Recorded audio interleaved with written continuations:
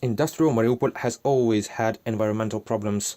Now none of the enterprises are in operation anymore. However, the threat to the environment has increased, first of all because of the enemy shelling, which could damage chemical tanks and storage facilities at the plant, which in turn poison the water, soil and air.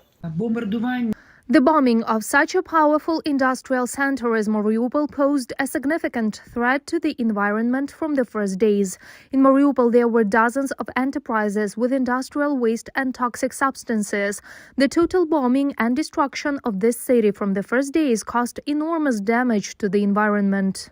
The most dangerous situation remains at the most shelled facility, Azovstal. Russian bombs could have damaged the plant's technical facilities, which contained tens of thousands of tons of concentrated hydrogen sulfide. The flora and fauna of the Azov Sea are under threat.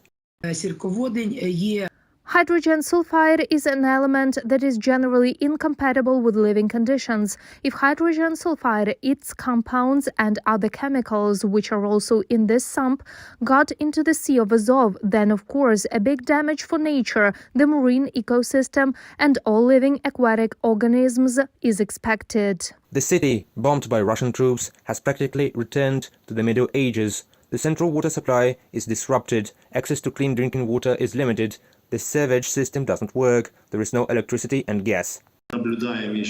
We are also witnessing an ecological disaster of the communal sphere, because drains and drainage stations are flooded today, wastewater flows directly into the Kauchik and Kalmius rivers, and accordingly all feces go directly into the sea without treatment facilities. In addition, such unsanitary conditions could provoke a cholera pandemic. The World Health Organization already called to prepare for this.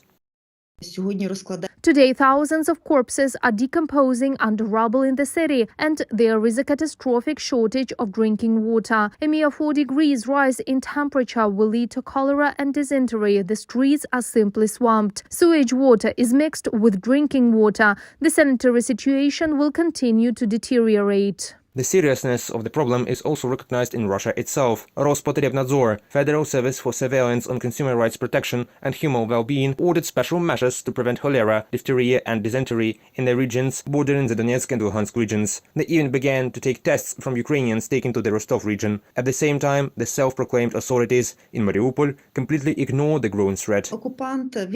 The occupier does not care not only about the environment but about all living things. We see a lot of examples, therefore probably only the world, only Ukraine can talk about environmental protection. It hurts us, it's our future. Ukrainian environmentalists warn that the environmental disaster threatens not only Mariupol. The negative consequences for the environment can spread to the entire Azov and Black Sea regions. Reported by Pavel Stelmach, Vasyl Panasyuk, UATV News.